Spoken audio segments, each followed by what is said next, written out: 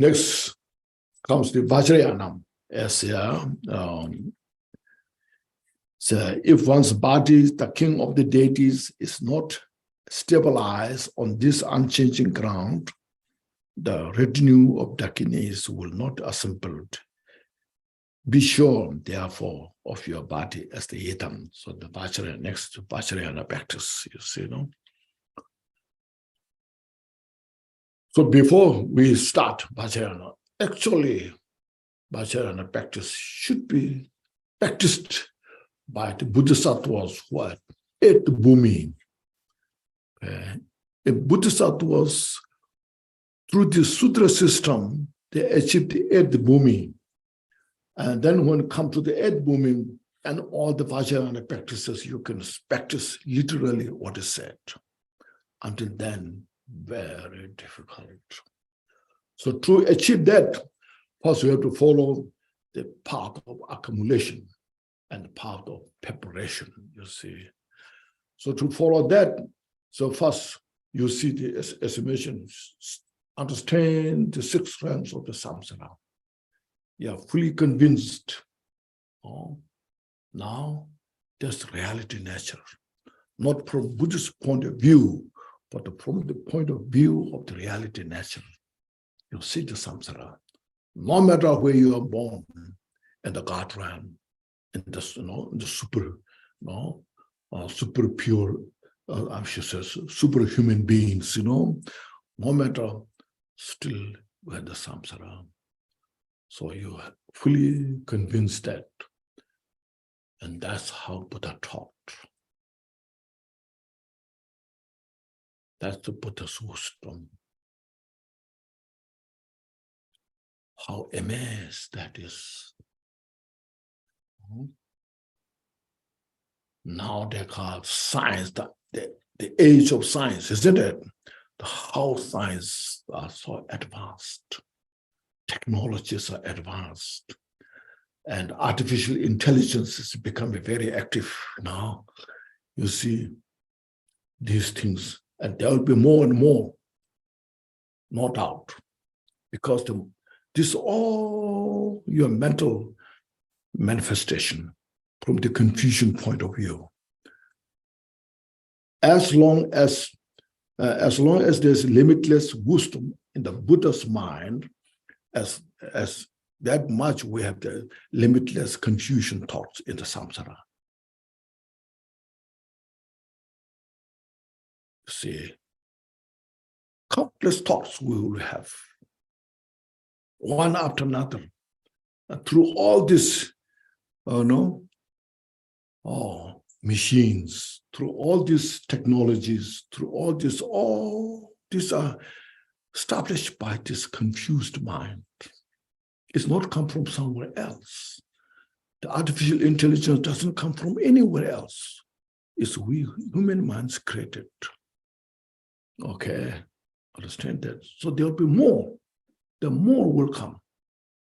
Because we are so creative. So that's mentioned, the mind is so profound, so far, so complex. The mind creates you in the hell realm. You're in the human body, you're suffering terribly. It's because of our mind.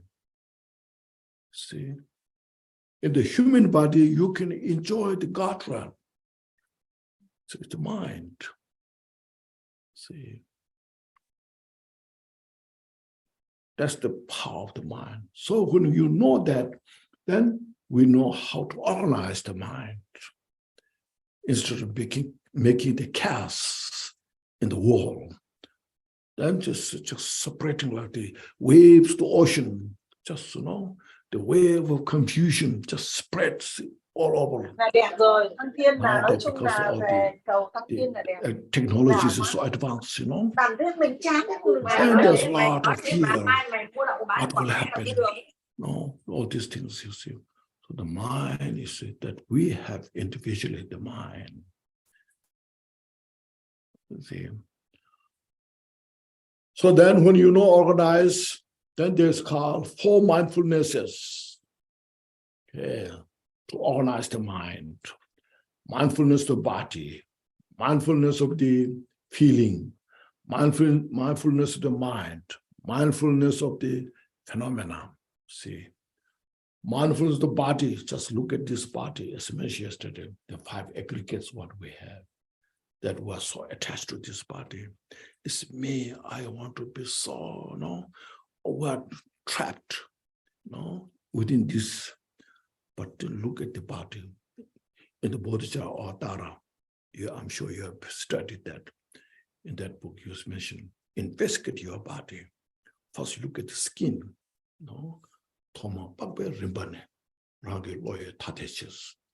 First, from the skin, investigate what is outside, above the skin, what is underneath the skin, that we're so attached to this. Look at it.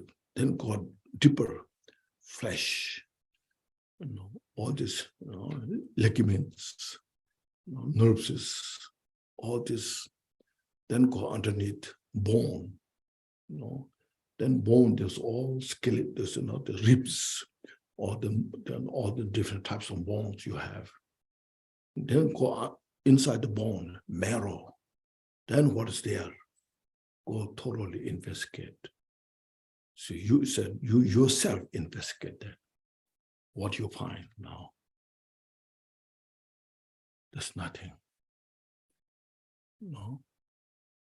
There's nothing, something to attach to. And what to which I am attached to the skin, dust particle, or bread. Are you attached to this, the blood underneath the skin or flesh? You are attached to your bone or the marrow or what? Look at there. Then you feel how stupid I am.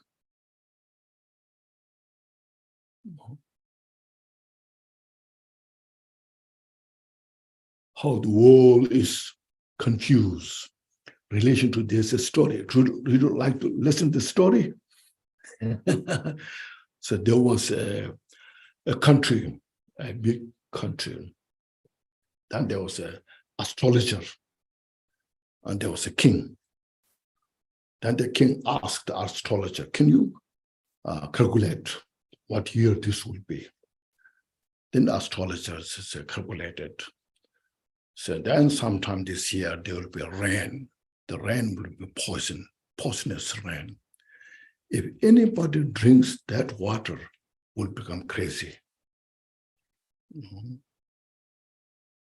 So you should save water as much as you can before the rain starts.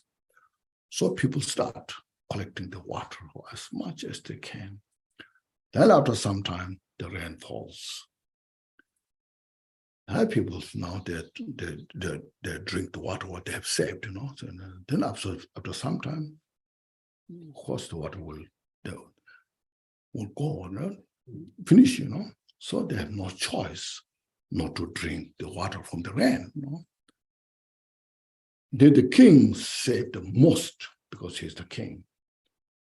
So at the end, all the country and the people become crazy.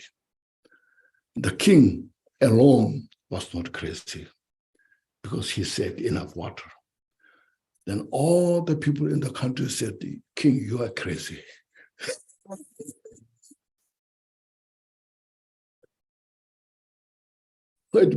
King become nuts, So we are all right, we are good. You are crazy, you are not behaving like us, The king was suffering terribly, Then at the end, the king has no choice not to drink the water. And he drink the water, they become same, everyone become crazy. So in the samsara, you see, they introduce you, you do this. If you don't follow that, you are uncivilized,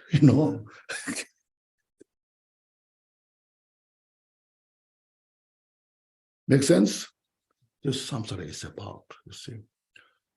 We're so kind of taught how to behave, how to do things way, as if some famous person, says something, because his fame is become well known. What that person says becomes real. So he said this, she said this. That's the word, should follow that way, So we all are like that natural in the samsara. Our confusion that we have become real. If we are against our confusion, then we're crazy.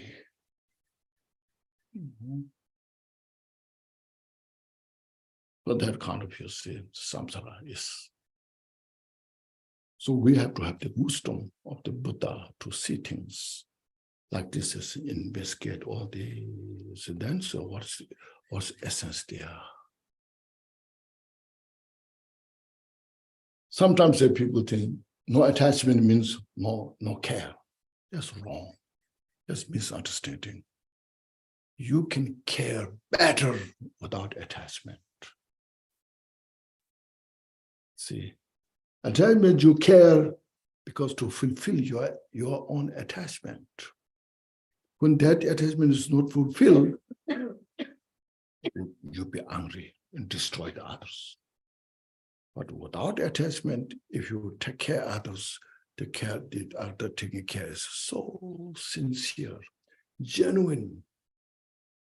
That's what loving kindness is about. Genuinely helping others. Out of wisdom, seeing things. So that in a way, first, the mindfulness, the body. Just look at your mindfulness, the body. There's nothing to attach.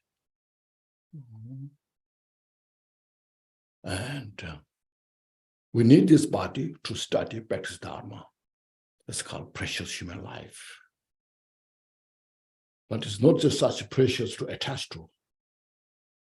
So you have to have this kind of wisdom.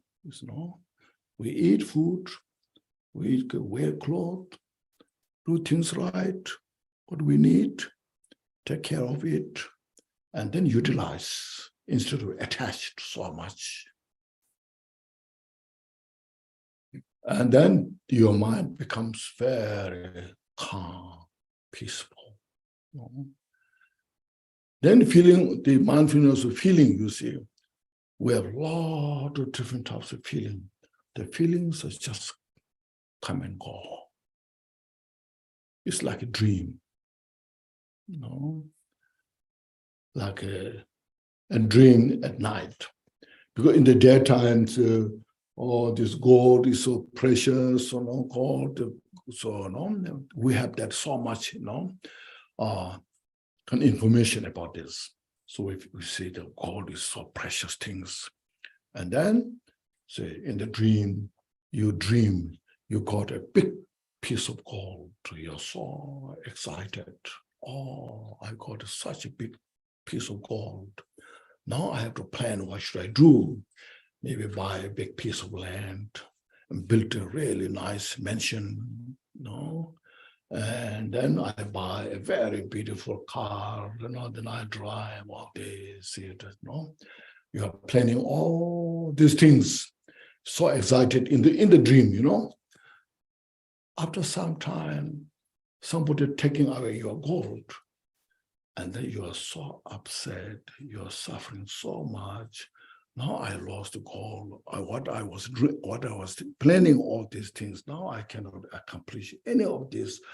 Oh, I'm just suffering so much, So in the middle of that, you wake up. Now have you got gold? Is there anything to lose? Nothing, But in dream, when you have gold, you have all this plan. When you lost it, you're so much suffering there. Wake up, nothing. So this all in our life is about that. See, just look at this, carefully investigate. understand. The whole structure, this. Just look at this. It's like like a dream, But when you don't realize in the dream, there's happiness. You feel so excited, so happy when you got the gold. When you lost the gold, so much suffering is there. What a dear. When you wake up, you feel very silly. It's very silly. Stupid I was, So that time, same thing. Like a child, a child playing in the sand, in the beach sand. They built mansion. There are many houses built there. And then say, this is my house, this is my garden, this is that. They all play. And some corona people come there, kick that, and they will cry helplessly, Same thing, we grown up, we built this like a house, a sand house, we built, and if the tornado takes away, and then we're crying, The tornado is so powerful, it wipes away, Even sometimes there's nothing structures left,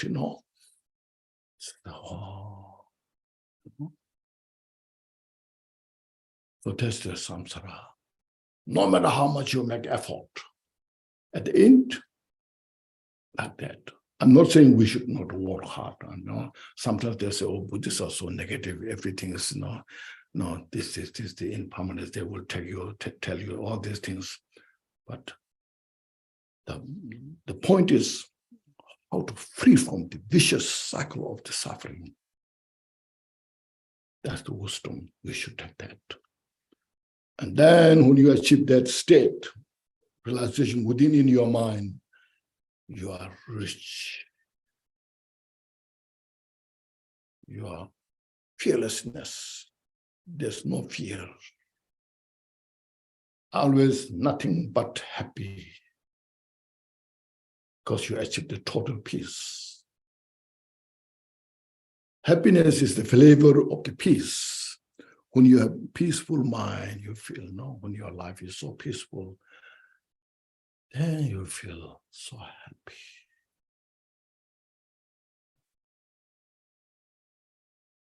So usually I say, all over you go, all over the world you go around, is that any market will sell you happiness. There's nobody will sell you happiness, but they will tell you, if you buy this, you'll be happy. You get this car, this car is so expensive. You buy it, you'll be so happy, but no guarantee. So like this, so mindfulness feeling, just keep changing, It's so conditional. But we're attached to the feeling of good. We're not attached, or we have a aversion, feeling of sad, feeling of not good. So we chase that. What should I do? How to feel good? Should I go to the mountain to feel good? Should I go to the ocean to feel good? What should I do? Should I build a big house to feel good? Then after building a house, a lot of suffering is there, This is going wrong, that going wrong. What should I do now? Then now what? See. The feeling just is all illusory nature. Look at this. Then feeling of there's the feeling of phenomena as a mind. Mind itself, you don't see where the mind is. As yesterday mentioned, there's no color to see, there's no shape to see, there's no form to touch, it's just all illusory nature.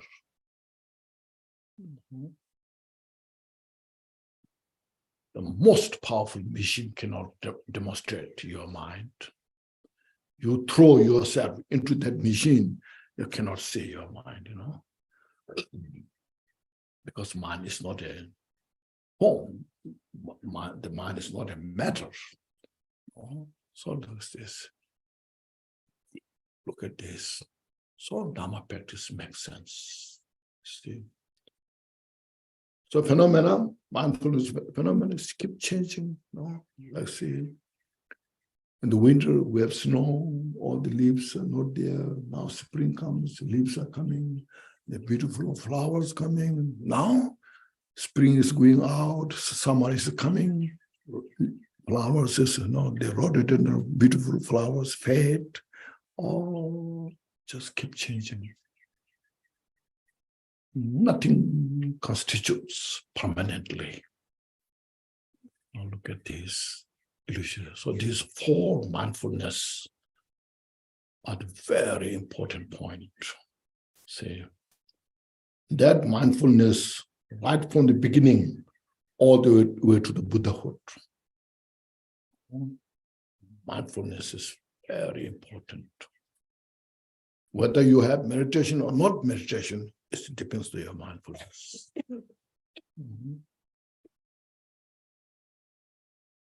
As long as there's a mindfulness, then you see, when they're suffering, oh yes, it reminds you of Dharma practice. When they're happiness, oh, it reminds you of Dharma practice. Instead of fear, instead of attachment, it always reminds you of Dharma practice. Go forward to enlightenment. Then after that follows the avoiding all the non-virtues. Whatever non-virtues, you just look at.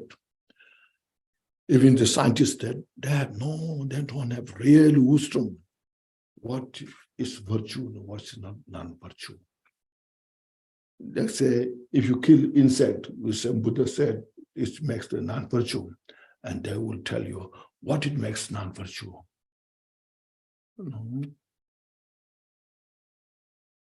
Some negative thoughts, they will say, what make is non-virtue? Buddha's wisdom knows about that and talked about these negative thoughts become a cause of suffering. As you harm others, and then it will affect your life. It harms back to us. So it's a chain reaction. Everything is just manifestation, reaction, whatever you do. So Buddha precisely this interdependent, those qualities, the interdependence, to understand the nature of the interdependence. So reflect on this. So avoid, if we're committing non-virtues before, now stop those non-virtuous thoughts, physical actions, verbal actions, especially the mind, purify those. And mind is difficult to change our habit of the mind, but we have to make effort to change it. Follow that. So when this is as yesterday mentioned, precious human life that we have. Never waste it. Follow the path. So avoiding the non-virtues, and then not repeat the mistake again. And then next, start all the virtues, 10 virtues practice, and developing them. And then there's mindfulness, there's now meditative state. The feet of miracles, there are 4 feet of miracles. This means meditation. So all goes step by step to meditation. Then that follows the 5, it's called path of accumulation. See, you go through the path of accumulation. Then after path of accumulation, there's a path of preparation. This all.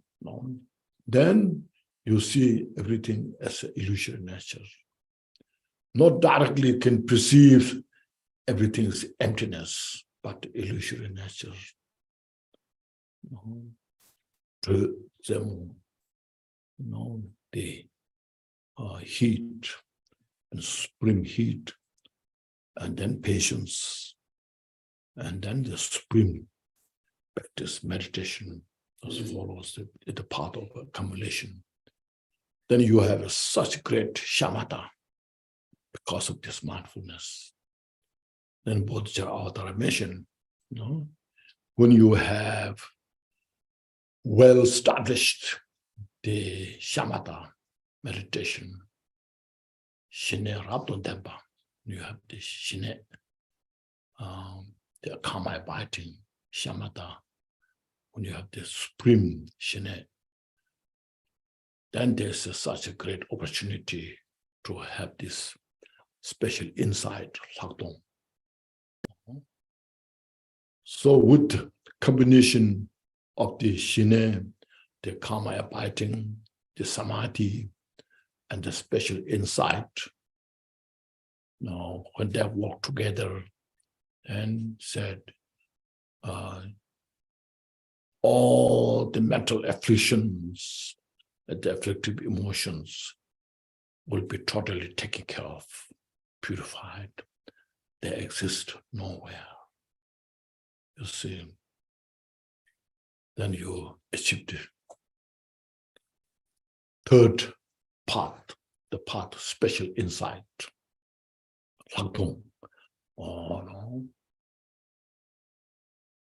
So this all you can do through this sutra system, step by step. Of course, you can practice Vajrayana as well. Then from there, you achieve the first bhumi, Raptokawa, the great joy, first bhumi. From there, you go up to the seventh bhumi. At the bhumi, at Bodhisattva, you receive the Vajrayana initiation, empowerment. And then you really understand the point directly. Right now, we have received a lot of empowerments. I'm sure many of you have received so many empowerments. Have you?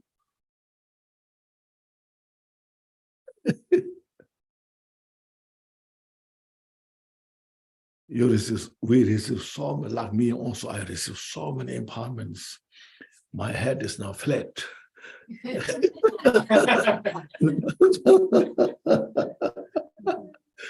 The vase put on my head, the vase put on my head, and my head is now flat. And but my ear, there's a lot of hair. There's an owl, the bird owl, there's an owl called contradict story of owl. Somebody asks owl, why your head is so flat, unlike other birds, like flat? Because I received so much empowerment. And then he said, why is you have full of hair in your ears? I haven't received a word of Dharma teachings.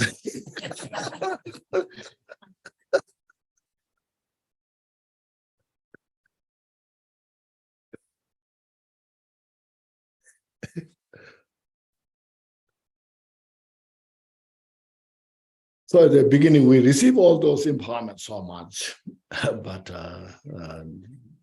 rarely understood what the empowerment is, what it establishes you, So, but Bodhisattva also achieved the eighth bhumi. It's kind of tapasa, the pure state. Up to that is called impure state, matapasa. Label state. So, and that when you receive the empowerment, then the great master, the Vajra master, who has all the ability to transmute the empowerment ceremony, gives you the teachings. And then during that time, you fully understood the five aggregates transformed into 5 Buddhas, the 5 afflictive emotions introduced into the 5 wisdoms.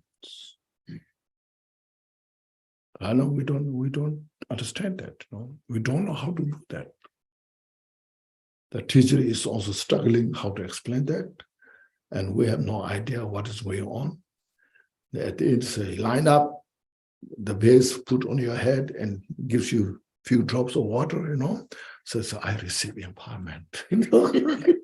Have no idea what is that, Then there's sometimes I receive the white Taras empowerment, I receive green Taras empowerment, I receive Chinese empowerment, like these things, but not so much, no. But that Bodhisattva, when you achieve that state, then whole the 5 aggregates is nothing but 5 Buddhas. The direct cause of the samsara, the 5 poisons, they are nothing but emptiness, and realize is the wisdom. That's first you see, one's body is the king of the deities. Then you establish yourself as the deity, not this ordinary body. It's insubstantial, inseparable of the appearance and emptiness in the deity's form.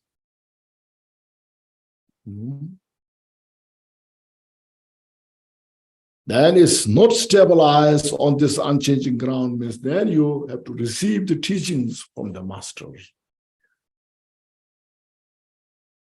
It's called generation stage and completion stage. You have heard of those. And go through the text. And then explains all the details. All the samsara, this wall, is nothing but pure land. Generate, receive the teaching instruction that, and it's not something we're creating it, but rather realize primordially how it now functions within that state, established within that state.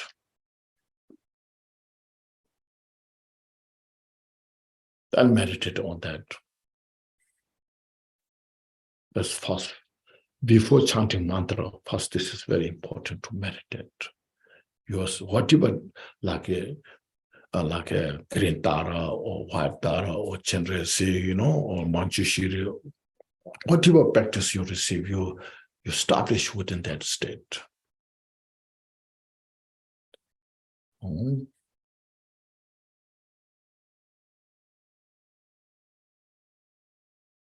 So we have been in that state because we have the Buddha nature. But you see, due to our confusion, we have not recognized that. Because this is how it's called Deni Yungtup, primordially established in that state that we recognize by the instruction of the masters. Great master, meditate on that. Then with this, you practice reciting mantras. It's purification. Purification yourself. And light going out, purifying all the sentient beings, the 6 realms, is the practice of bodhicitta. Action is called action bodhicitta. Meditate on this. Then chakra channels, you practice this, all this exercise. These chakra channels practice manipulates the mental reality nature. Through that, you can see the mind itself directly, So that's what these are designed. Those successful practitioners. So, when you describe the deity, is sitting on the lotus, then sun disk, moon disk, so that lotus symbolizes the purity as lotus flower grow in the water, so fresh, pure, unstained by any dirt. And then on above that, within that now, there's a sun disk symbolize the clarity of the mind. The purity nature of the mind is explained by that lotus. And sun disk symbolizes that clarity. When the sun rises, all the darkness is dispelled. So wisdom of the mind manifests all the darkness of our illusions are purified. Then on that, the moon disk symbolizes within that wisdom, the compassion is there. So when you have such a pure wisdom, so the compassion is the flavor of the wisdom. When you see the suffering of the sentient beings there, then your compassion just manifests from that. Even though sentient beings, their nature is totally enlightened nature, yet the temporary obscurations overpower them, and the suffering just manifests, cease without ceasing, and your compassion is just there. That's the moon disk. Then on that, the deity means that the deity is the embodiment of the wisdom, clarity of the mind, and the compassion. The deity, is inseparable of the appearance and emptiness. See? And all this, you see, the 5 crowns symbolizes again the 5 wisdom, 5 Buddhas. The 2 earrings symbolizes the 2 truths, relative truth, absolute truth. They're not separate. No. Without relative truth, there's no absolute truth. That very relative truth itself, the nature itself, is absolute truth. But we have to have such a nerve of the wisdom to see that, to understand that inseparable nature of the true truths.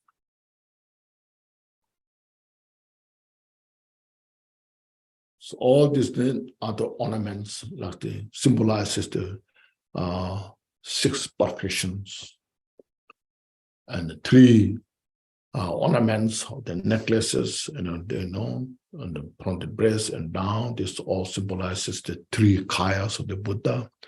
So the deity, what you are in that, is nothing but Buddhahood. That's called Buddha Sambhoga Kaya.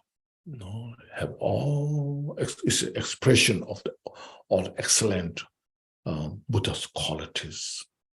Because from the Dharmakaya point of view, there's nothing you can see, all pervading emptiness.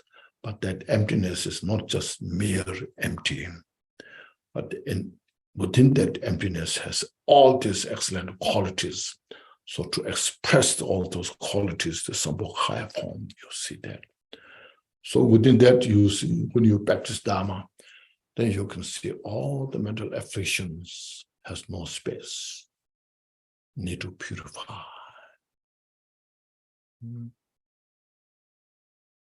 So that's why I say here, this unchanged crown, the retinue of Dakinis will not assemble. If you are not stabilized these practices, then there will be not qualities of the Buddhas will manifest. Here, Dakini means all the qualities. Excellent qualities will not come together. In other words, you cannot see it.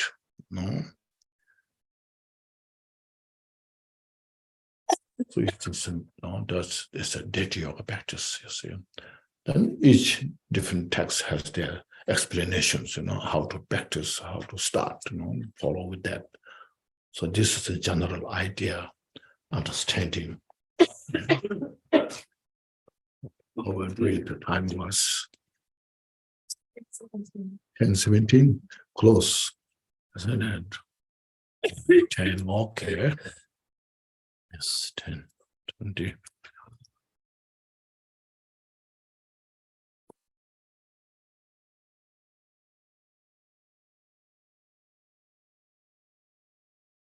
Then after practicing all these manifestations, chanting mantras and chakra chanants, so at the end, then you see everything dissolve into emptiness.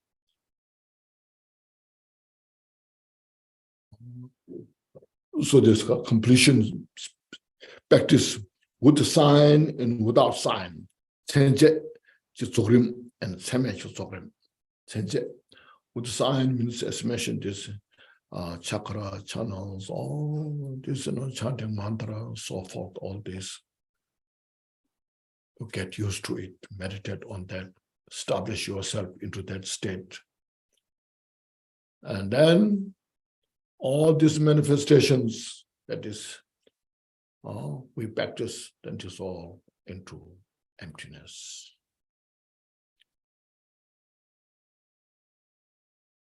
And there's no separation in that, meditating.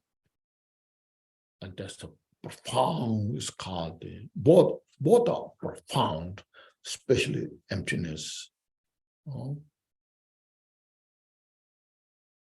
Our intellectual mind, difficult to penetrate. That's what it's called, profound. Once you penetrate in that, could meditate that, the total peace is there now. Without sign, meditation there. Free from elaboration. Total peace.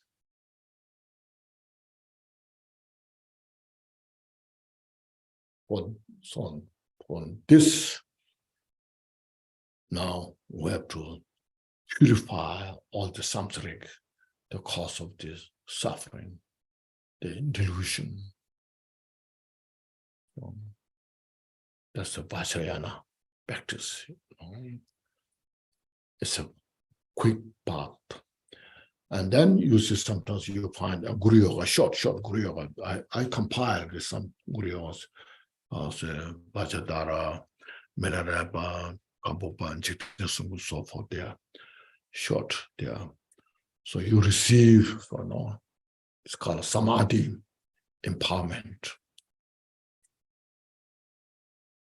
You visualize those individual enlightened beings in front of you, and then say some prayers, and then you receive light from the forehead, purify your body, receive light from the throat, purify your speech, receive light from the heart, purify your mind, receive light from navel, purify the duality state of the mind.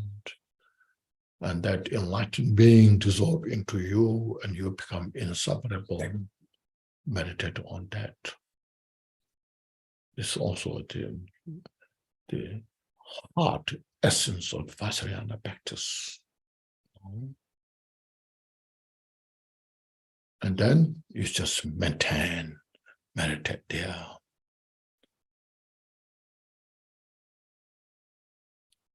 These are so, I think,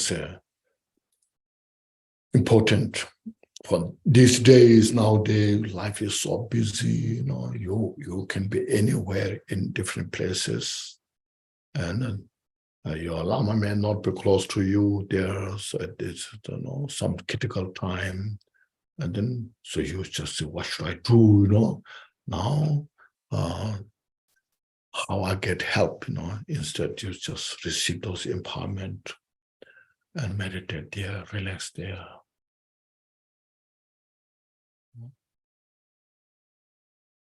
And your life will be much better.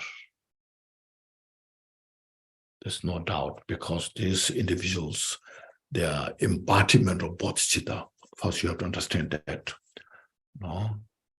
Like say Milarepa, Kambopa, Jitya Sungun, they are totally, no, the nature is bodhicitta. The bodhicitta of the relative state, bodhicitta of the enlightened, ultimate bodhicitta. That means they have cultivated the mind to benefit sentient beings until end of the samsara. And not just some individuals, but for every sentient beings. There's no discrimination there.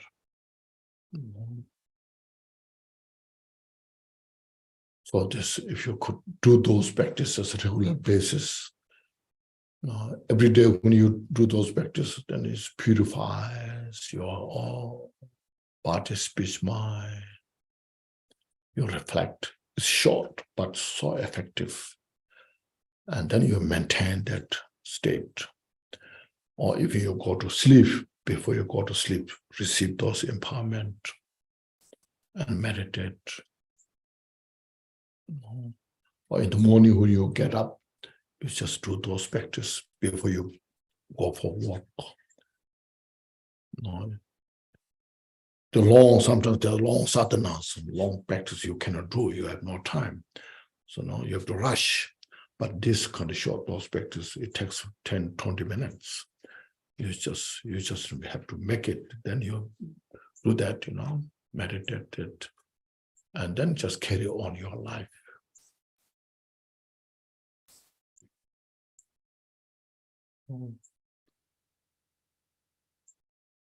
So those Vajrayana, so Vajrayana is, we say Vajrayana is very profound, very fast, because it gives you so much skills, opportunity to transform our samsaric state into the enlightened state. That's what is known. Like the four empowerment you receive is so skillful. At that moment, you get opportunity to purify your body, your speech, your mind, and then all the duality nature, And then you see everything is nothing but manifestation. It's just reflection. Reflection of the karma and reflection of the mind. The two things is important. The place where you are living, is a reflection of your karma. Whatever karma you met, that result of the karma that you are supposed to stay there, reflection of karma. Then with that, how you are going through day by day, it's a reflection of your mind. If you see your mind and says, oh, this is it, there's nothing to attach, there's nothing to hate, so it's my mind, I just purify my mind. If I see somebody is very negative, it's a reflection of my mind. That person may not be as I perceive, but I perceive that way because of my reflection of mind. Look at, meditate, try to work your mind. My mind is so habituated in that state for a long time. As I mentioned yesterday, like alcoholic, those are not born with the alcoholic, but then their friends or somebody introduced to drink wine, so then you become get used to it.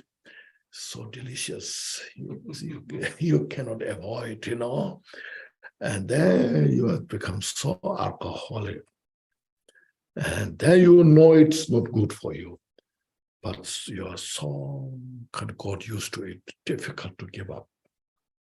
Even what we got used to in this life, how difficult it is to give up. Now you can imagine all these our mental afflictions through many lifetimes. We got used to it. So now Dharma gives us opportunity to see that. Purify. And then we built our nerve. Yes, courage, I can do it. Because their nature, first of all, they are impermanent. Okay, they are impermanent. See. Secondly, their nature is emptiness. No. So build courage from that.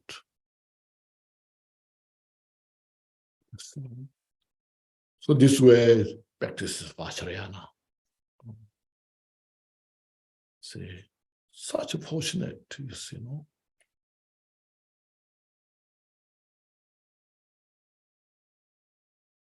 Then comes next, you see, Guru Yoga. Here we have, you know, I should not talk too much, you know. Said, if on the Guru, snow mountain of the four kayas, the sun of devotion fails to shine, the stream of blessing will not arise. Attend, therefore, to this mind of devotion. You know? So, this, first of all, the disciple and the teacher, which basically, you know, is interdependent. Both should have the responsibility, first of all, you know. The teacher should have all the responsibilities. And the student also should take all the responsibilities. So it's interdependent. When you go to college, university, the lecturers, they should have their own ability to teach, you know, to explain all those things, all the subjects, law, or science, mathematics, economic, whatever, you know. Then the student also has the responsibility to receive those teachings. So it's a responsibility. So when the teacher is very kind, sincere, you know, that students get much benefit. But at the same time, students, if the students are very attentive, follow, you know, all the instructions step by step, and gets much benefit. If the teacher doesn't have these qualities, the student also don't get enough benefit.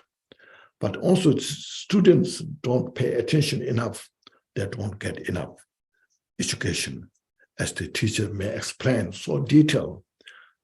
So you see, the idea is not just something guru worship. Sometimes we say guru worship, you know, it's not that. Here, guru devotion is responsibilities. Even in samsara, all those teachers has to have all those qualities. You know? The big universities like Harvard, isn't it? Stanford universities, or Oxford, Cambridge, they have become so famous because it's not the building they have, but how much education they get. Those who are graduated from those universities, those individuals are so smart, you know, because there's a good system, how the teachings are taught. Buddhist, same thing. Like Milarepa, who was highly accomplished, established Buddhahood, he could produce like Kambupa. No, see, if Milarepa doesn't have that great qualities, how he can produce like a Kambupa, enlightened beings? If Jitendra Sungku doesn't have these great qualities, how he can gather hundreds and thousands of disciples? No, these all individuals are not stupid. No, they're so smart. And sometimes Jitendra Sungku use some terminologies a little unprecedented or some unusual. words, some scholars, they're bewildered, how such kind of terminologies, can use. What that mean? He's doing something, we don't know what he's doing. So they go to see him. And then the discussions, what you say, what about this, and they just explain this. And they are totally absorbed, totally milked within that wisdom. So that's how he became so famous. Not just number of hundreds, thousands, but so many great teachers. So they were like there's a student, there's 13 great students who are like me, similar to me, that he could produce. Because it is all the interdependent of this guru and disciple, they come together and get that kind of benefit. Sometimes what we do, there's a car, Deer Musk. Have you heard of Deer Musk? No, you don't know. Deer musk is special medicine.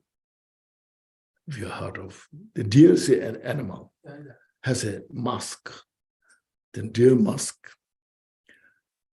Sometimes we say, I'm a hunter. I hunt the deer musk to get the musk. So there are some people come to hunt the teacher to get all the opportunity and get rid of the teacher, So should not do that.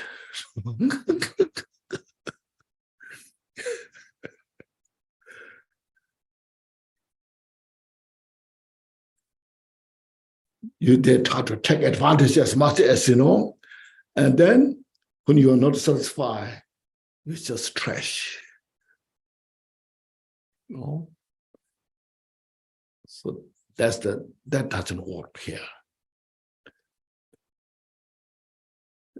So teachers' responsibility, full of wisdom, responsibility, compassion to help the students when they don't understand. So this is what this point is. This is what about this. This is samsara is about.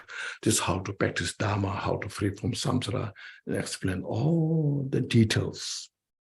Out of wisdom, out of compassion, and out of responsibilities. And the student should take the teacher, as a jewel, a precious jewel. Also, it's so precious. You receive all this wisdom, then you take care. Don't throw, in the street, but you take care, put in the good place. See, that's what here Guru devotion is about. You see, it's not as mentioned. Sometimes there's a cult member. It's not that way, Like I said, at the time of Jiten Sungren, there's so many offerings coming to him, because there's some very rich, the lamas become the disciple of Jiten Sungren. They make every offering to him. And all the offerings he received, he used for the benefit of the sentient beings, for all those practitioners. You eat this, you enjoy this, go to retreat. And then they all dedicate their life in the Dharma practice. He lives as just like a beggar, no possessions. Some attendants give him food to eat. He personally doesn't have any possessions. As the Buddha did, So Buddha's life is the best example for us to help the sentient beings, So this was calm. So then the four kayas, it depends to the individuals. Four kaya is not something culture thing, but it's something required. Those individuals who are not advanced practitioner, just beginners who need very simple things. The teacher has that kind of skill, how to explain.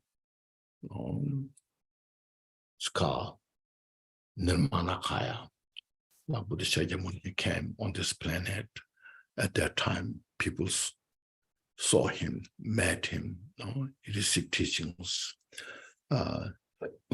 Just example one. I used to tell this story. I told here also many times. There was a young mother. She gave birth to a child, but not too long, the child died, and she could not accept because she loves her child so much. It's more than herself. That she could not take it. So there are so many other teachers, So she went round, if that child's life can come back, request, she went round. Of course, nobody could do. And then at the end, she heard of Buddha.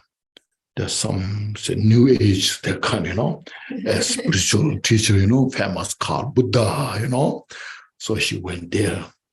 So then she cried and she told her story. I need my child back, I cannot accept this. I haven't had sleep for many days, no food for many days. What you can do like this. Then Buddha saw the child is dead. No, not much can do, but she needs the help.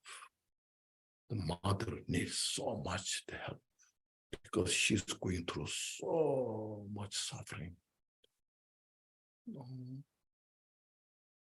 So then Buddha didn't say, I cannot help you, but he said, you go to these small village houses, get a handful of rice.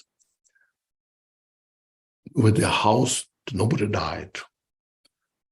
So then Buddha said, maybe we can see what we can do. So then she was so excited. She went around asking the handful of rice where there's nobody died. Every house that she went, there's somebody died. And they're just crying. So how they miss. Some they said they died their child, some they died their father, mother, sister, brother, and how much they miss. Everyone is saying the same story, so very sad. And that moment she was so kind of feel relief. It's not just only my child.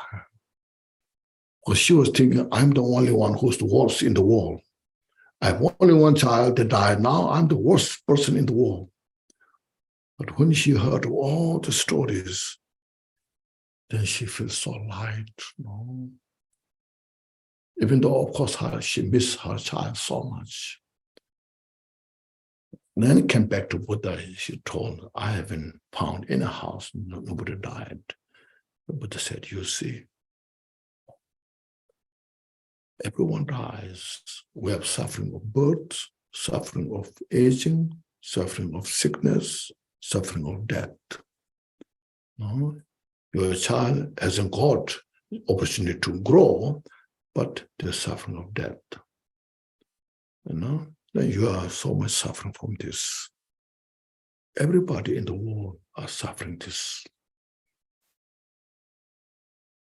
So then Buddha gave her some special instructions, meditation practices, and she was totally kind of relieved from that agony, suffering. And she said, I'm really now alive. My life came back through this wisdom.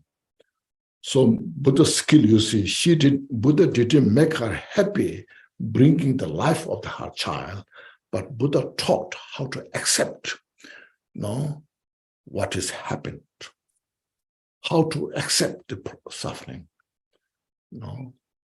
Then she was really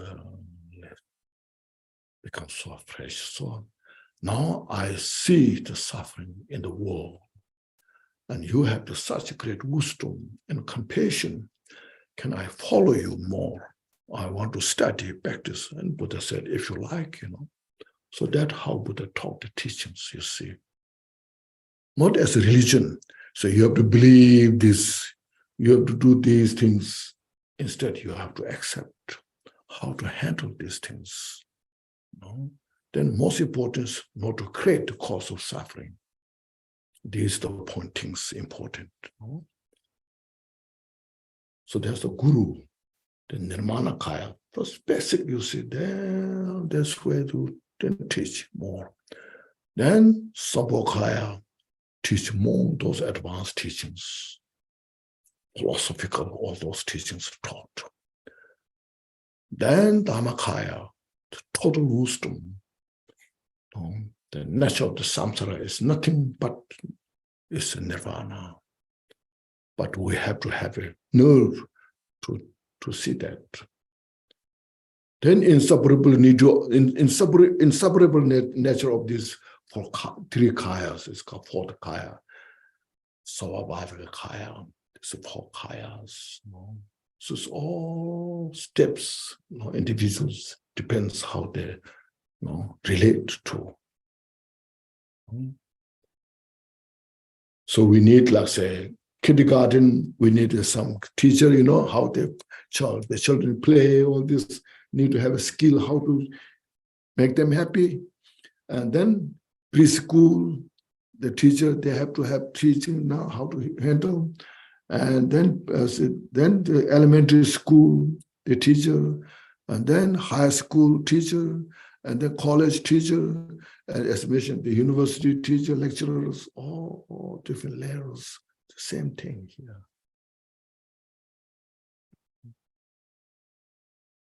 It's not something Buddhist, as a religion state, but how when you progress, Then teacher, first you need a person teacher who can explain you, the person teacher.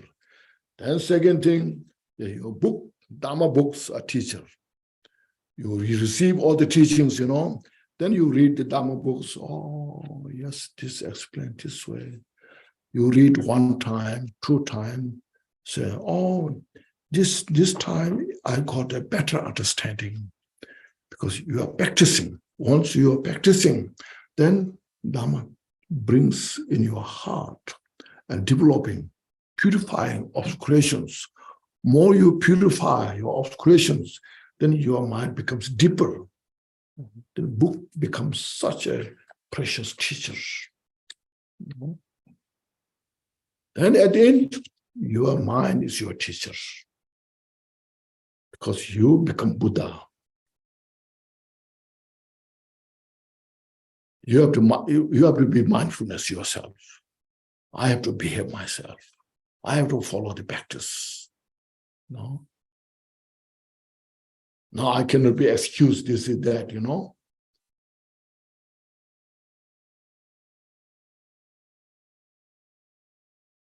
That there's so many ways how you see things.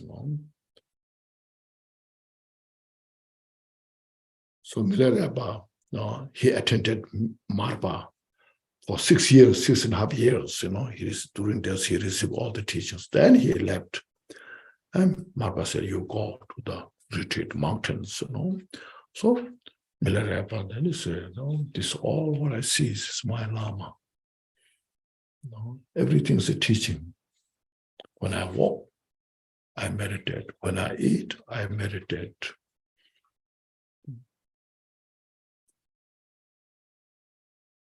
Okay, short break. If on the Guru, snow mountain of the four kayas. So first, the four kayas, that's what is saying is the qualities of the Guru.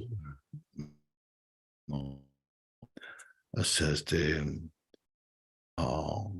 such the ability to help the sentient beings through the skillful methods, through the, as mentioned, in Nirmanakaya way, Sambhogakaya way, Dhammakaya way, and the Saubhagakaya way. And then the disciples should have such a strong devotion. It's called unflinching devotion. It's not the benefit of the guru, it's the benefit of yourself.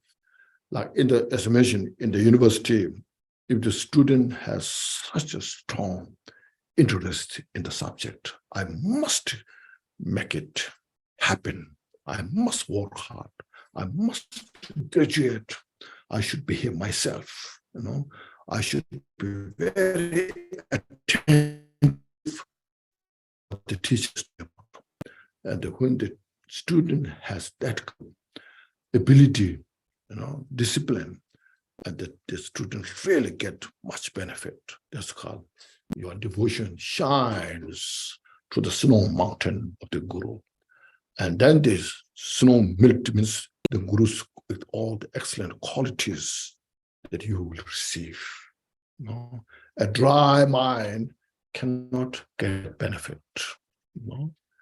So intellectual, as mentioned, like taking advantage, so what I can take advantage from this, and then your interest in Dharma is very shallow, and take the Guru as like a deer, and they call it the knowledge is like a mask, and no concern of the Guru, doesn't matter what the Guru is, if I get some skill, that's enough, then you cannot get much benefit. Not only that, you cannot help others as well. You cannot benefit others as well. Because, like say, Milarepa has such great devotion to Marpa. Because Marpa, no matter how much Milarepa is treated so badly, it's not because of Marpa's interest for his own benefit. It's totally say, for the benefit of Milarepa, for the benefit of the sentient beings, for the benefit of Dharma. Marpa sacrificed himself, Otherwise, people are saying outside, people are saying Marpa, what Marpa was doing this? This young man came from, from the West. Now he's beating him so badly. What he's doing there, Marpa getting all the bad names. Marpa was not concerned about that. He was totally sacrificed his reputation, and he's just totally to help Milarepa to free from samsara, to deserve all these teachings that Marpa has, to digest all the teachings. The Marpa need to act that way. So Marpa was very brave. He could do. Because of that, at the end of the day, when Marpa was going to give teachings the last day, then Marpa said, Milarepa was doing is he's trying every best to get the teachings. I know how much he's desperate about how to get the teachings, And I was doing this not my benefit. If it is my benefit, I gave him good food, and then I asked him to build the towers. I could do that, but I was doing this to help the Buddha's teaching, to help Milarepa. So when Marpa said these things, then at that time Milarepa saw Marpa totally as the Buddha, nothing but Buddha. So like that, as I mentioned, we need a teacher like this. We need a disciples. It's all responsibilities, teachers' responsibilities, students' responsibilities, all that. So precious, so Guru of that, and devotion to get all the benefit to us, to ourselves.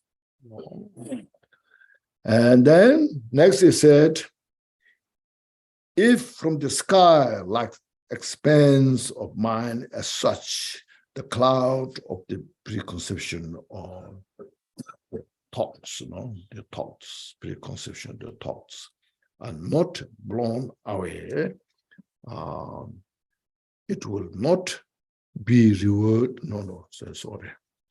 The planets and the stars of the true wisdom will not shine, attend therefore to this mind without preconception. So this shows when you practice Mahamudra, then you need such a calm abiding as this morning I mentioned, first, to get the first bhumi, we need very firm quality of the shamatha, very stabilized shamatha. So here, when you practice Mahamudra, the first preparation of the Mahamudra, that is the Shine, shamatha. You have to relax the shamatha. Calm. So they are breathing, like watching breath. We have, there's so many methods.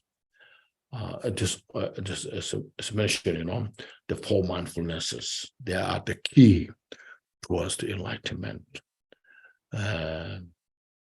Watching the breath, breathing in, out, in, watching the breath, and then slowly come abiding, because our mind is so scattered in the outside world, everywhere, so much scattered. If you're sleeping, but your mind is scattered. You're sitting in the chair, mind is scattered. We are so much scattered with our phones, smartphone. So friends coming together, but then when they come together, they have no time to talk to each other, just looking at the phone. Ask, what do you like? A cup of coffee? Oh, yes, that would be wonderful. And you order a cup of coffee each, and individually they pick up the coffee in the hand, drinking, and then on the phone. Have no time to talk, See, and then the other person say, I come here to talk to you, but you have no time to talk, So alienates your friends, and then friend doesn't like to come, So a lot of our mind is scattered, and these are so what you call addictive. So what is next? What is next? What is next? There's so much, if you have often open Facebook, if you open the Twitters, then all the news, all the Twitters, then there are so many. I'm sure there are more. I don't know. So there's last year I used to have a Facebook for a short time, and when I look at the Facebook, then there are so many coming, from India, from China, from US, from Europe, then one after another, in the India, there's sometimes we have some kind of problem with the police. The police, there's a lot of corruption. So the police, they take advantage of people from the street, there's some small shop, and they attack, they kick, So there are a lot of posted in the Facebook, you watch, all this, and then police are fired, So then what is next? What is next? The politicians, the business, and all this. So you see there are you can just see, this advantage of the technology.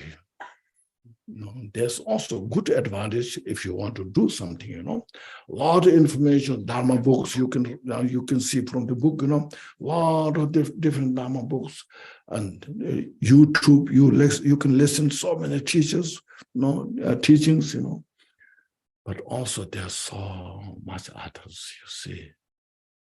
So your mind is so distracted. No time to shamatha. Not at all. It's against the shamatha, Yes. Then when you watch so much, you're depressed. You feel sad, suffering, then it says, you feel sad, you feel lonely, you feel sad. And then people are just, they get worse and worse. And then it's suicidal. There are a lot of people suffering so much from this, instead of getting really benefit, so much suffering, So that's what we need Dharma teachings for this. So how to reflect yourself, how to see everything. Reflection is mentioned, reflection of the karma, reflection of the mind, and everything's just changing constantly. Look at this, reflect yourself, meditate on. So there's in the Mahamudra, there's mentioned, it's called shamatha and special insight. See. So in order to get the special insight, to get rid of or to purify all our confusion, we need such a great shamatha. More shamatha we have, meditative concentration, or is called karma abiding, more we have, this more powerful the special insight is. So when the mind is so busy, so sometimes you say, oh, the Mahamudra is so special, and this toxin is, they introduce, can I get a toxin introduction and all this? And then you get some introduction, some instructions, but not so effective. Because of this, our mind is not prepared. So, like you just relax physically. Past is past, finish. Future is not come yet here. And this moment is so momentary in nature. Just relax there. And we have only this moment, and this moment doesn't stay in 1 second. It's just passing through. So reflect on this and breathe in, out. Reflect on this, watch the breath, relax on that. After breath is more, when you relax, then your mind is more calm, more peaceful. Do this in the morning, in the evening, whenever you can, and during the day as well. And if you have Dharma, if your friends, remind each other, so let's do some practice. Let's sit, meditate. Or by yourself, you just remember.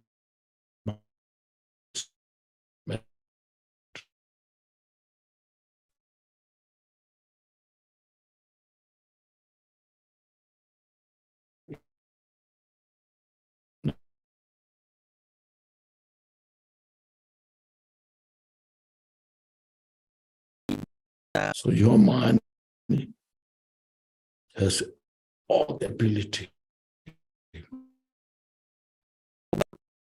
As I mentioned, the 6 realms of the sun is all state the reflection of the mind. And nirvana, the Shavaka, Buddha, Bodhisattva, Buddha is also about the mind. How much you develop the mind, See, that's how you first practice shamatha. As I mentioned in the Rupa Dhatu, in the form goal, the first samadhi, second samadhi, fourth samadhi, all this third samadhi. It's a stage of the meditation, how you have meditated, reflection. Once you have this good meditation established, then see the clouds, the thoughts are now taken care of. It said if from the sky, like the experience of mind as such, the clouds of preconception or the thoughts are not blown away, if they are not taken care of. Then he said the planets and stars of true wisdom will not shine. First, we need wisdom, knowing as it is. How your mind itself, as it is, free from the fabrication, directly see it. When that is established, meditate, your mind becomes clear, peaceful. The mind is very peaceful, clear. Then you see, from that, within that, then your mind becomes very profound to see things, manifestations. Then all the causalities of the manifestations you can see. Then you know the wisdom of knowing everything. The omniscient wisdom, the wisdom of the omniscient and wisdom knowing as it is. So this is called two wisdoms. Like on the star, in the sky, when there's no cloud, then you can see the all different stars, planets, you see. So sky is as it is, always as it is, without cloud. But when there's no cloud, you can see the sky, no obscuration. And from that, all the stars, planets, galaxies, you can see. Likewise in the mind. When this cloud of the mental thoughts, conceptual thoughts, it's called conceptual thoughts, when they are, then you cannot see the mind as it is. So when you cannot see the mind as it is, then of course not possible to see all the objects of the knowledge. Because from your mind, from that, within that mind, free from all the mental fabrications, mental obscurations are purified, then all the wisdoms manifest and pervades. Then you can see all the precisely. Like Milarepa said, when I know one, I know everything. That means when he knows the mind as it is,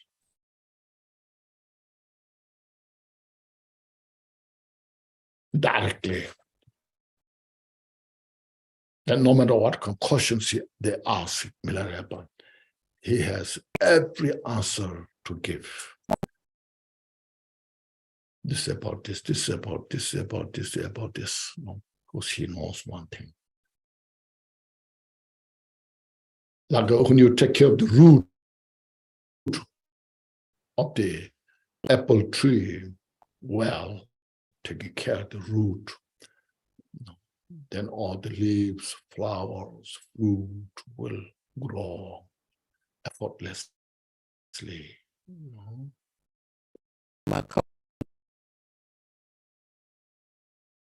So that is from Shantideva's, when you synchronize the shamatha and the special insight, and all the mental afflictions are taken care of. So that is the how first to see mind as it is. And while you are maintaining that state, remaining the mind with that, without all these conceptual thoughts.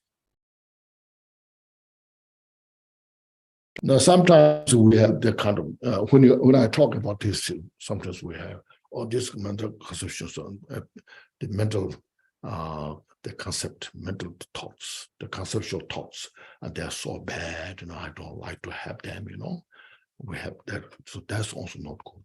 We have to have a skill how to handle these things.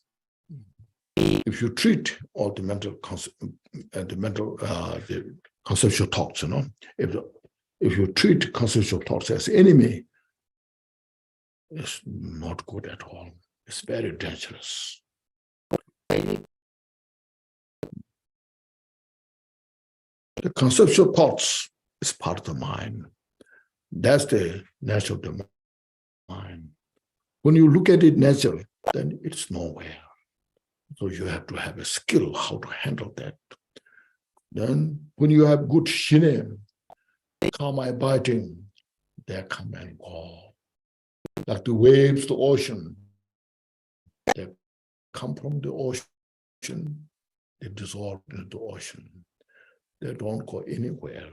So we have to have wisdom to see that wave is nothing but is part of water, part of the ocean. If you see I want the ocean to be calm, but the waves are so bad, they're enemy, if you separate that, then you cannot separate because there's no wave separate from the ocean, from the water. You have to understand the wave is a part of the ocean, part of the water. Also, the mental, these conceptual thoughts is part of the mind. So you cannot separate from your mind. It's part of the mind. It's the nature of the mind. When you have the wisdom, then itself is nothing but empty. They come and go. So as a practitioner, sometimes I want to have a really good shine, and then I don't know. I shouldn't have all these conceptual thoughts, and when the conceptual thought comes, so you feel bad and get rid of that. How I get rid of that, and then you become so tense, a lot of tense, and then it's not good.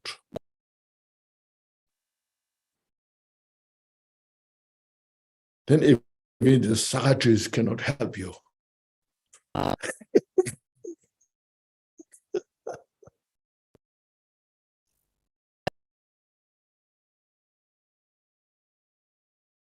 Very dangerous. So for that reason, we have to have a good teacher who can explain this carefully. Otherwise, we got introduction of the Mahamudra. This is your nature of the mind. We got about the Dzogchen, about the mind. This is your nature of the mind. And if you keep that mind this way, it's so beneficial. Then you are so inspired and you're so happy about that. And then all the conceptual thoughts are so bad, and then it becomes a mission, very dangerous, not good. Yeah. So therefore, it needs, everything's part of mind. We have to know everything's part of the mind. Everything's manifested in the mind. We have to skill how to accommodate in the mind. We have to skill how to see these things carefully and relax the mind. Because these all negative thoughts, the afflicting emotions, their nature is empty. They're not solid. But at the beginning, they are so forceful. As mentioned, these are so forceful. We were enslaved by these negative thoughts. We were suffering because of these negative thoughts. But we have to go step by step, and skillfully take care. Those are long-term retreats are so helpful. It's not just sometimes we say 3-year retreat. Oh, that's so much, How you can do that 3-year retreat? But actually, 3-year retreat is nothing, It's just to finish the college. You have to continue the rest of the life. You know, Buddha practiced for 3 limitless eons. Practice, you see. Took that long time, you know. So if you say, if you're frustrated, I cannot practice this and that, then you look at the Buddha took 3 limitless kalpas. And then sometimes they say, I can't wait that long. You know, so is there any ways? So then Milarepa attained enlightenment in one single life, you know. So there's all kind of method how to handle these things. Yeah. So this is the Mahamudra. Now you have received a lot of Mahamudra teachings there, and Mahamudra books are translated, so I don't have to talk too much. These are some techniques, you know, how to handle. These are important. You know.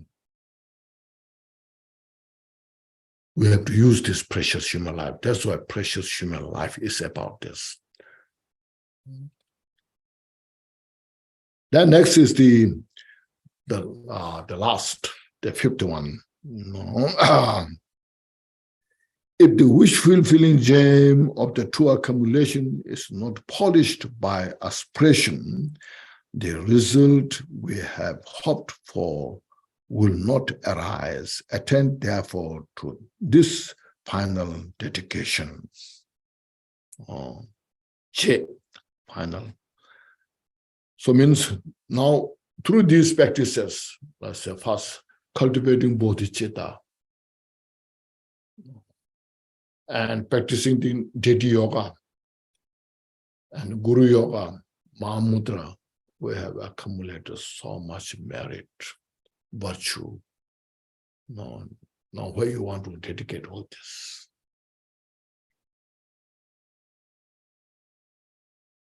Sometimes we dedicate in a very simple, may I have a good life, may I become famous, may I become rich, you know.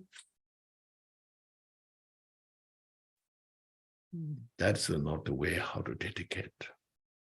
Here say dedicate to achieve enlightenment, Buddhahood, by the accumulation of this merit and wisdom. All these good qualities that I produce, that now polished by bodhicitta to attain complete enlightenment for the benefit of all sentient beings. That's very important. Kambupa mentioned once, you know, in the past, we have done so much, you know, doing a lot of good things, helping others, you know, going to temple, doing prostrations, making offerings, candle, offering incense, and we did all those good things. But what we dedicate for just this life. So I'm doing some business. By this, can I have some good business, successful business? Sometimes you got sick, so may I be healed from this, you know? May I from this sickness, you know? Sometimes my children is going to college, may they have good examinations, you know? They may they pass their all, you know, working, you know? Or may they get a job, you know? Or may they have a good health. So you do all those good things.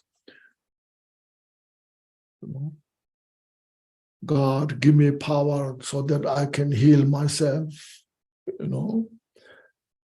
Buddha, give me some blessings so that I can free from these problems.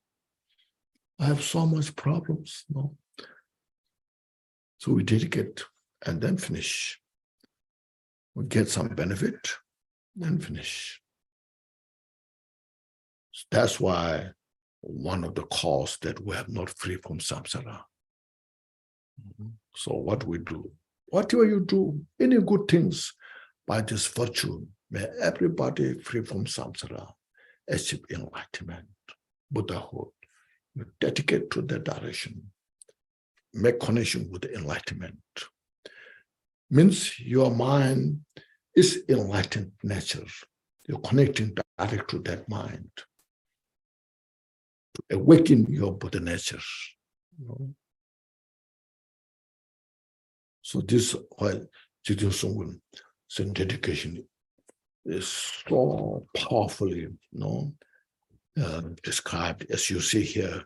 If I read, we usually do this dedication, glorious, holy, venerable, precious, kind, rooted, lineage, teacher, divine assemblies of Vedants and assemblies of Buddhas, Bodhisattvas, yoginis, and dakinis dwelling in the 10 directions. You see, first establishing witness in front of you. So please look upon me. Help me for the successful practice. Then say, please hear my prayer.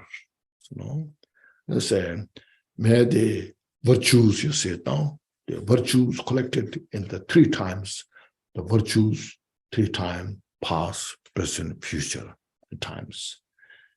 Then not only just myself and all sentient beings in the samsara, the 6 realms of sentient beings, whatever the virtue they have collected in the 3 times. Then he said, nirvana, you see,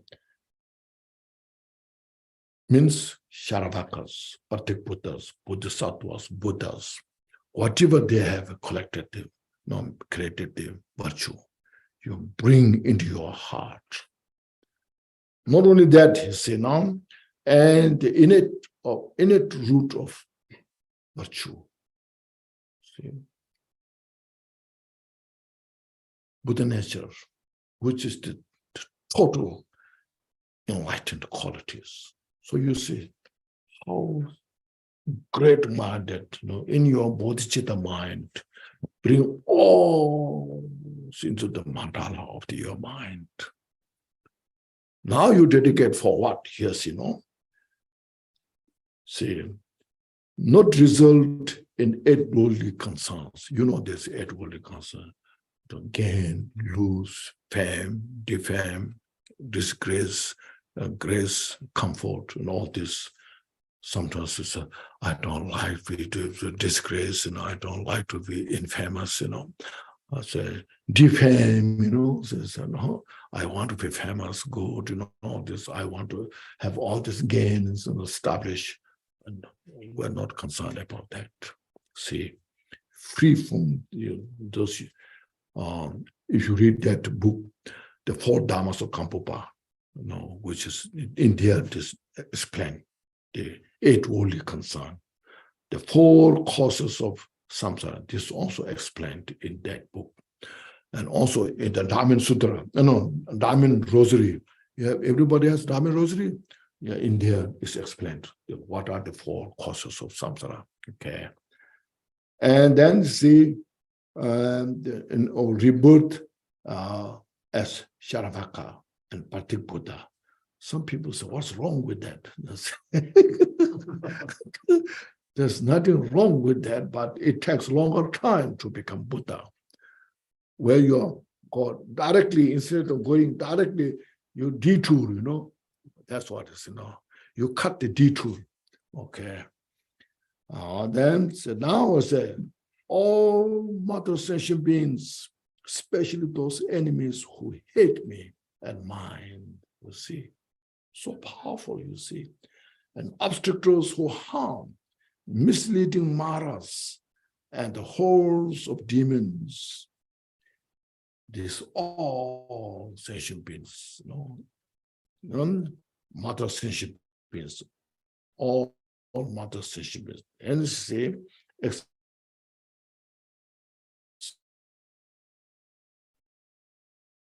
they all happy. Just forcefully sense our, see, if we have version of somebody else, dislike that person who did.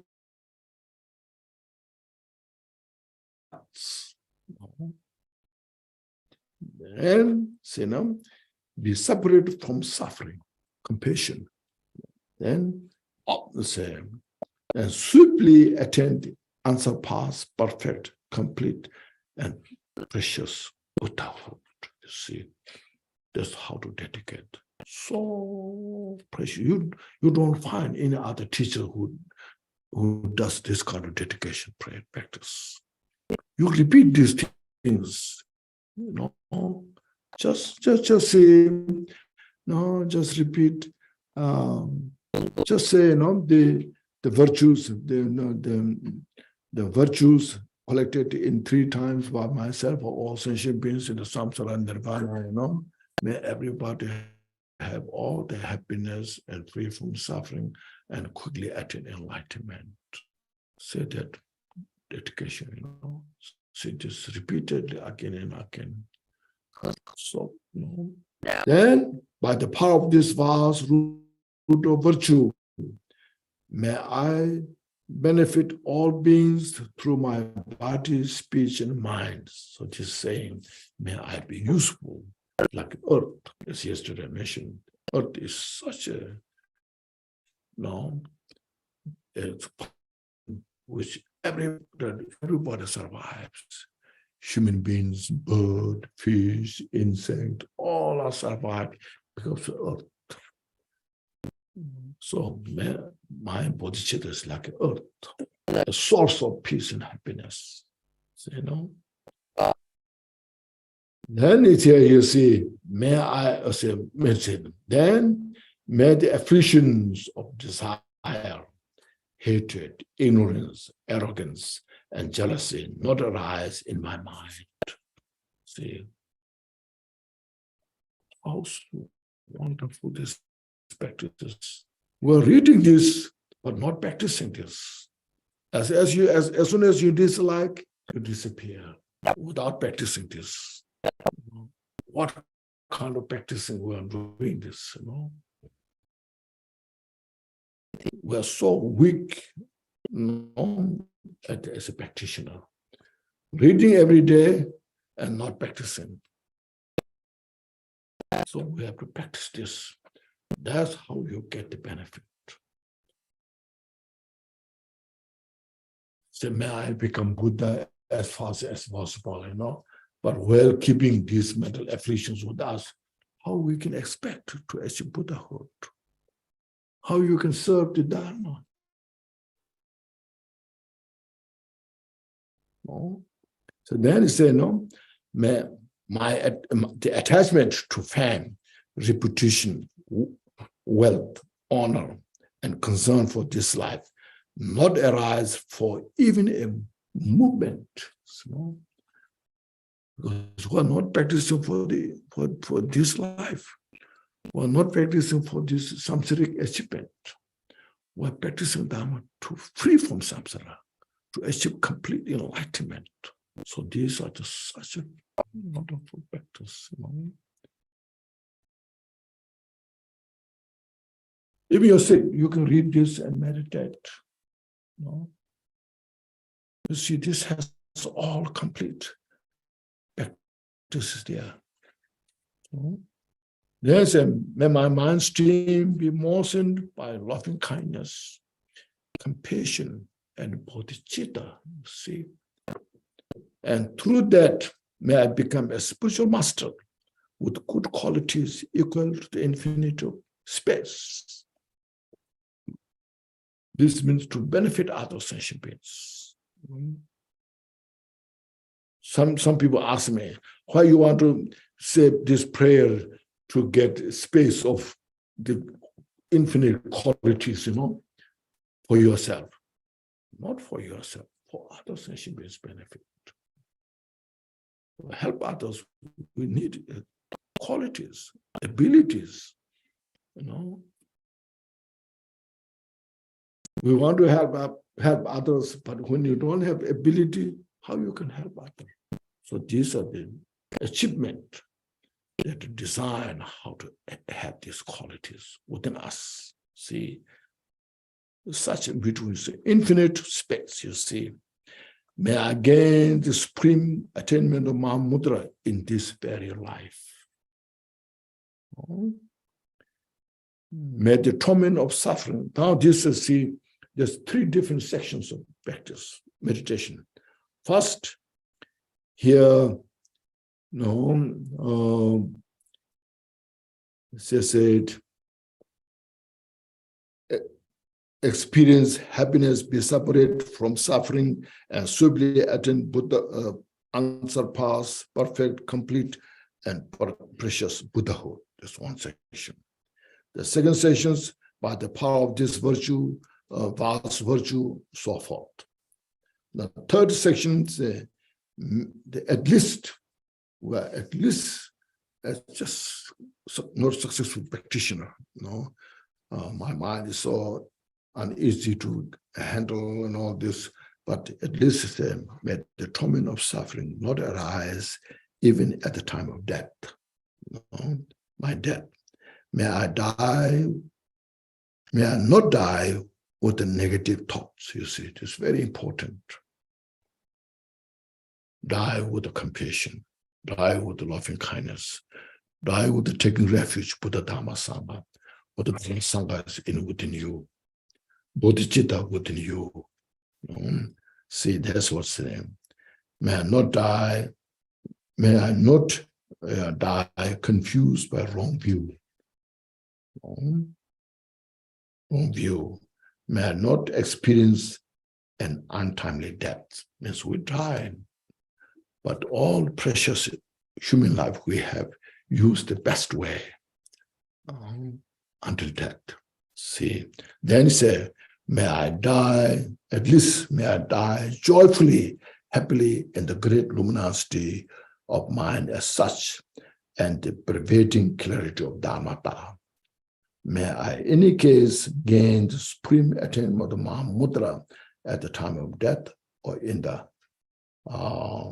Parto, not during this lifetime, but at least when I die, so die with this carefully. That's why the short Guru Yoga, when you do that at time of death, you just receive the full empowerment and maintain that. And that will help, this how to die peacefully, clarity. So this is the dedication prayer. How do you like this? It's good, isn't it? See, it's a real profound practice. Do those practice, whatever refuge, don't want to do,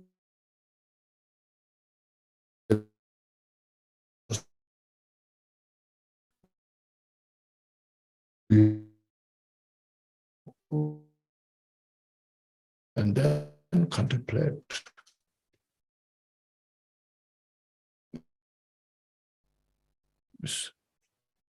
Help you to how to really use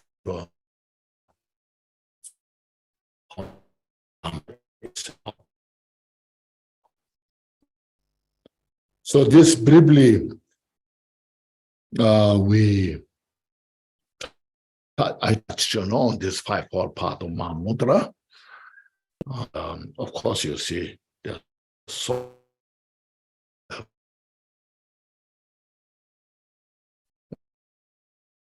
we have teaching the meaning book. There's one book called The Essence of the Heart, the Heart Essence of Mahayana Teachings. It's like a jewel ornament of liberation, but it has the Vajrayana. It's a thick book. It's a commentary of the whole, these five paths, Mahamudra. It's written by a disciple of Jigna Sungkun.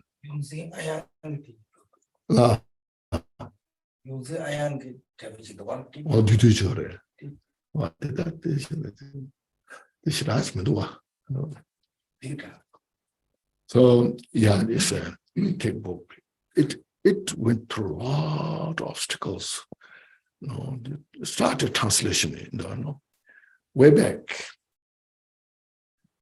But then the organizers, they didn't come through, this look a lot of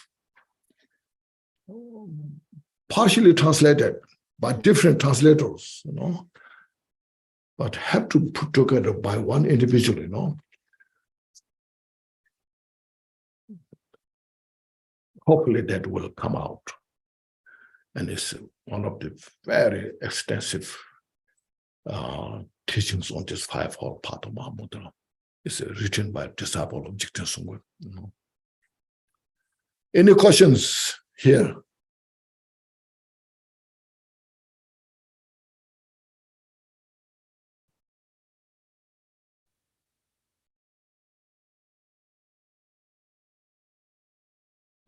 Someone is asking on Zoom.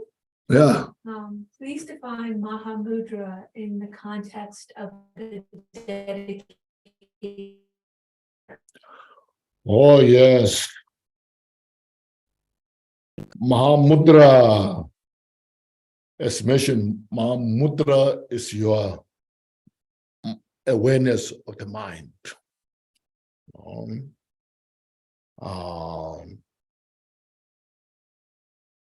But sometimes, so impractical. First of all, you don't know how to dedicate, Then we are asking from the Mahamudra point of view, See, Mahamudra is a reflection of the mind, samsara, nirvana. Everything is within the framework of your awareness, Mahamudra. Just intellectually, I explained quite a few times, Say, it's in front of me, this book is, here. I cannot say this book is my mind, but I reflect the book is good, not good, right size, not right size, a reflection of my mind. Some people say this is a very good book, very nice. Some people may say this is not so good. So it's expressing from the reflection of the mind, So we have to have that kind of understanding first for the practice. A reflection of mind.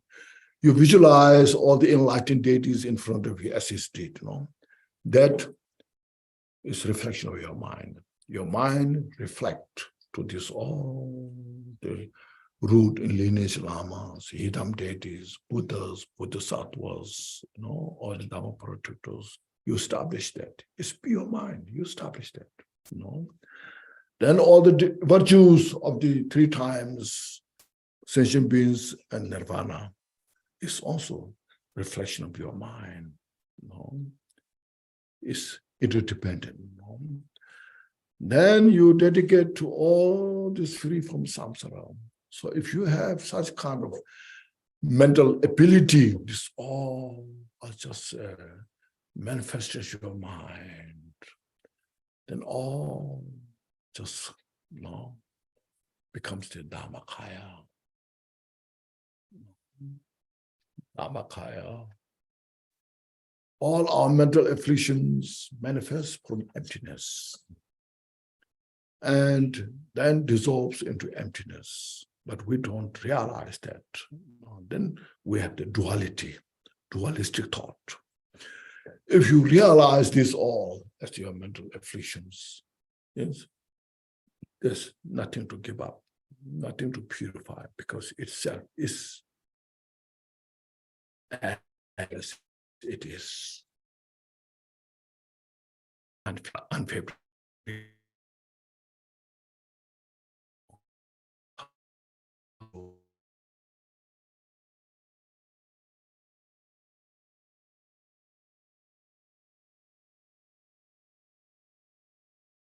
People think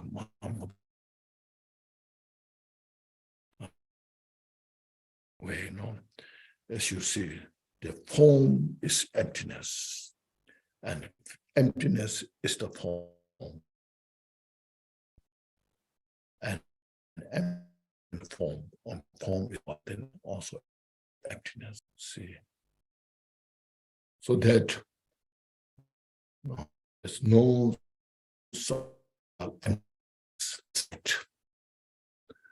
from no, there's no separation. So we have to have that kind of first understanding, then practice. So that's how you, in the Mahamudra state, how to dedicate. Any other questions? State? Okay. Here, any questions? Yes. Just one question. For mindfulnesses, so how is said body, Feeling, mind, the fourth phenomena. Yes.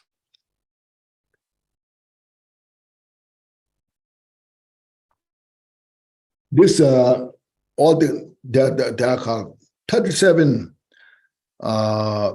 enlightened factors or branches listed in the jewel ornament of liberation at the 5 part, divided, all the divided into the 5 part, the 37. Okay. First, the 4 mindfulness, then second is called 4 avoidance, the 4 miraculous feet, and then it's called Ombunga, Topnga, 5 powers, 5 strengths, 5, and the 6 is 7 branches of mindfulness. The 8, then 7th is the 8 4 part. Those are divided into these 5 parts. Not explained one by one, but listed all this.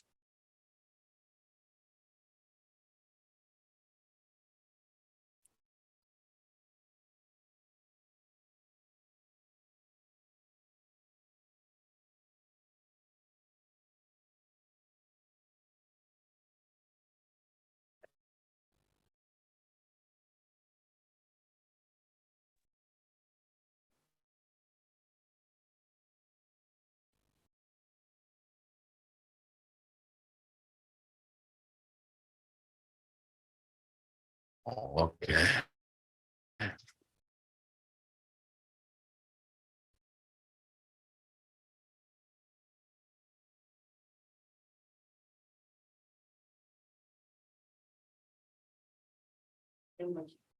Yes. This is actual situation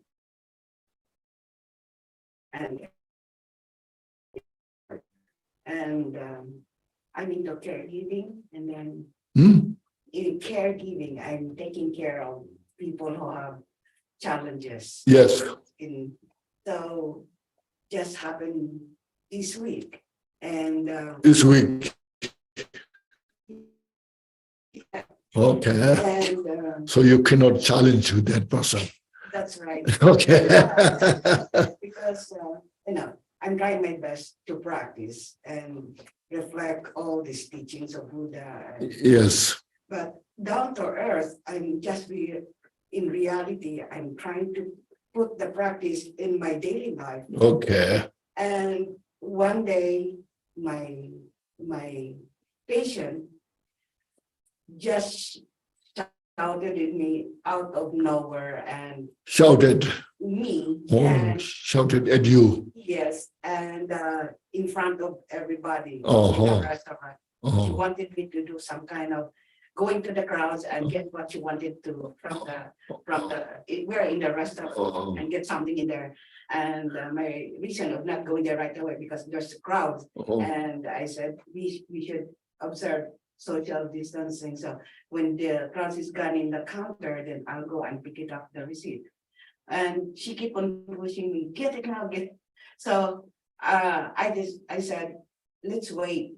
But she was so rushing. I do not know what's in her mind, but she stand up and went to the counter, and so I just followed her. So I keep my patient, hold. I do not know what my emotion in that, but something strike me like her shouting, the energy that affects me. But I just keep silent and keep quiet, just follow her. And then when that's done, we went to the elevator. All of a sudden, she shouted all her might in the elevator, and there are some people there. So I do not know. I did not control my patience. I shouted at her also, but answering her of what happened, why I did not follow her. So I do not know how is that Rinpoche. So you both are same. Huh? You both are same. Yes. So- Maybe I have more bad karma than her because I reacted on her emotion, and I Yes. know how. That's right, But it's real life, real thing. Yes. Yes. So could you give me some kind of enlightenment of No, how that's I deal with it? that's what happened, So you just telling us what happened. So what I did with the practice is I just Yes, then you just continue the practice, So I which explained so much this morning, how to practice all this. You just reflect on this and continue the practice. Yes. Recite mantra purification, This- just to erase that negative. Read this dedication prayer that I read. Read again and again, okay? That's Yes, that's the practice you do. Yeah.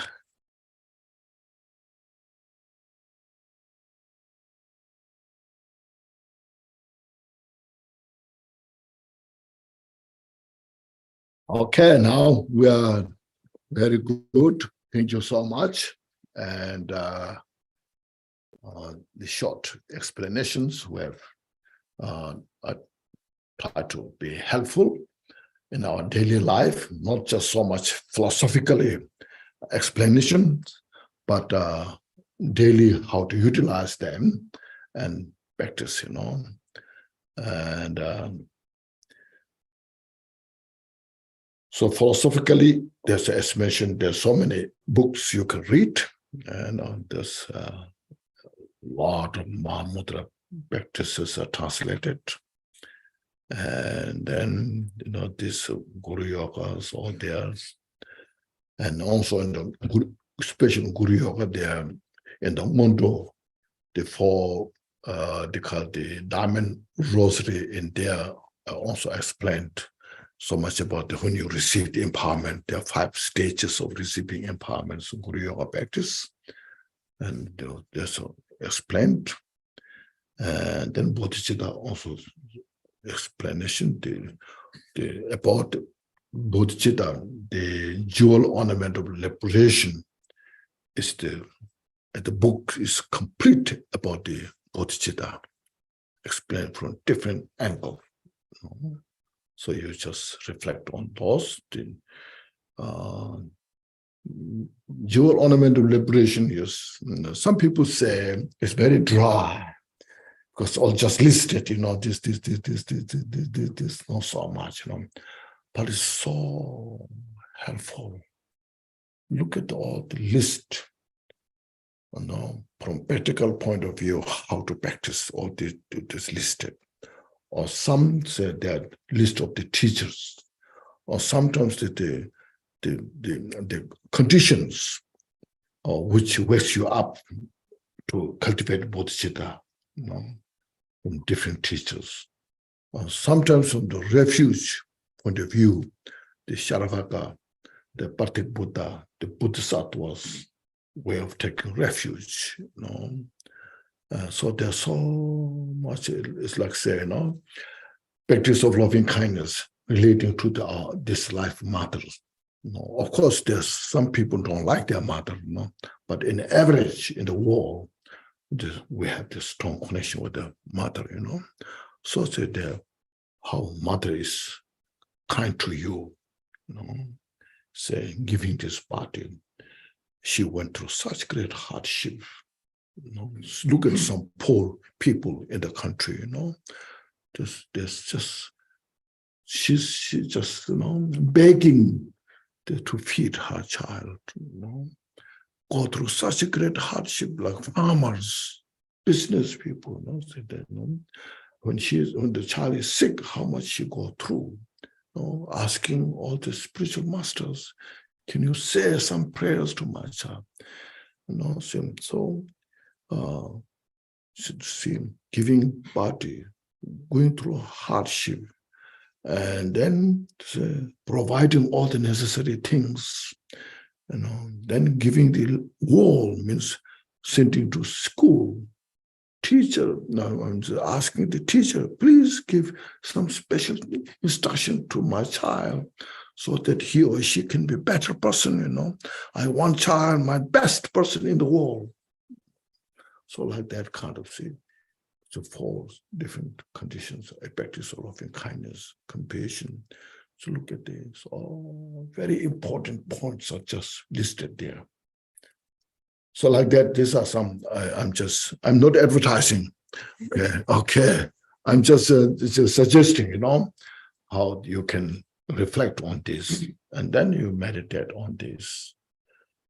Instead of looking at teacher to get, read those books, and these are written by enlightened master, you know, not like me, confused person, you know, but enlightened master. They put together from the enlightened point of view to how to enlighten the individual to free from samsara and achieve Buddhahood, you know. So read those books, you know.